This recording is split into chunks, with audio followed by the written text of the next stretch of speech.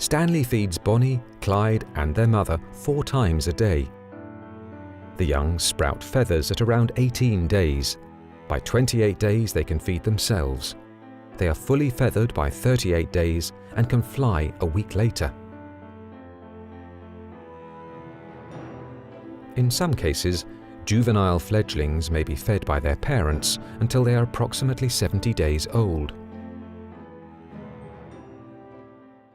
There are 2 kinds of chicks being produced, really, if you can use that word. Ones that are produced normally by the actual pair inside the aviary, and those that are produced by artificial insemination or in actually incubators. The ones that are born in incubators, obviously you've got to have them there and feed yourself for about 14 days. Then they are placed with foster parents so that those birds will not become imprints. Remember that an imprinted bird, you cannot release back into the world an imprinted bird for many obvious reasons, no? So what we do is that we got foster parents. We place them with foster parents and they do the job.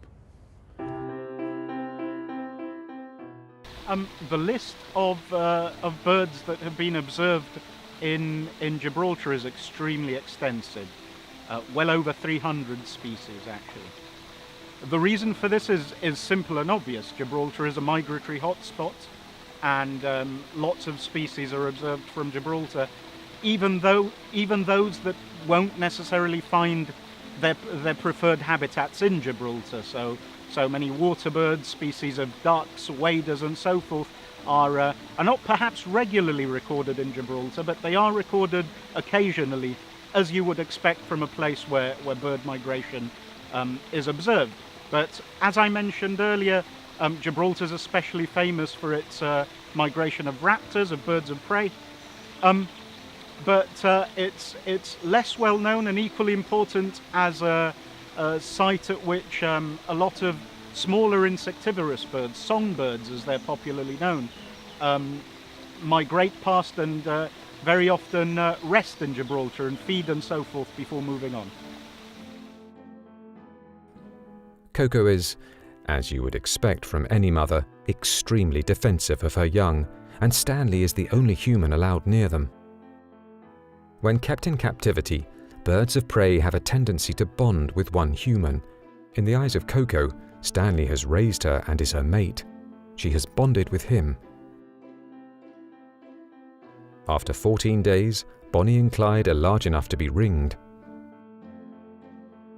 Birds that have been born in captivity, for legal reasons, you've got to ring them before they're 14 days old. I mean, that is to prove that they were born in captivity. And in future, if you're going to have CITES papers done, those birds have got an identifying mark that you can process all the paperwork or whatever. And then there's video rings that are placed on the legs of the birds to monitor the movement between Europe or Africa and Europe. So there's 2 different kinds of rings.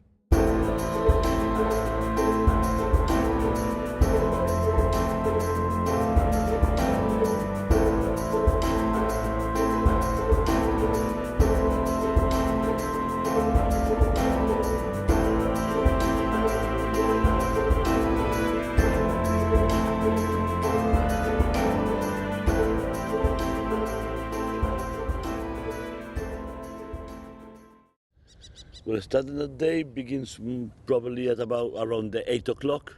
Cleaning. We've got to clean out the aviaries to prevent infection.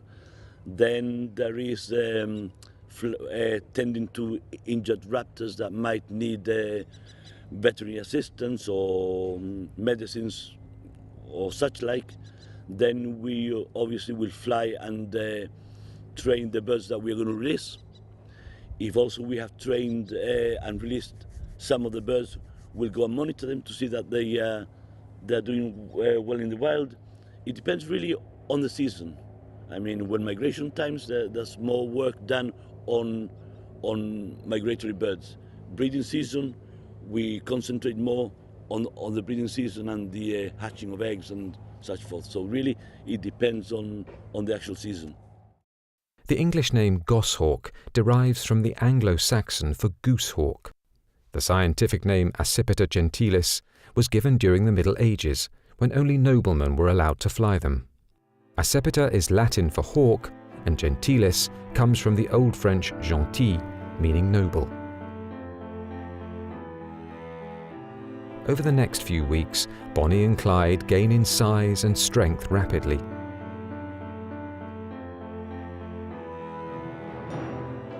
Like all accipiter hawks, the northern goshawk exhibits sexual dimorphism, with females being significantly larger than males.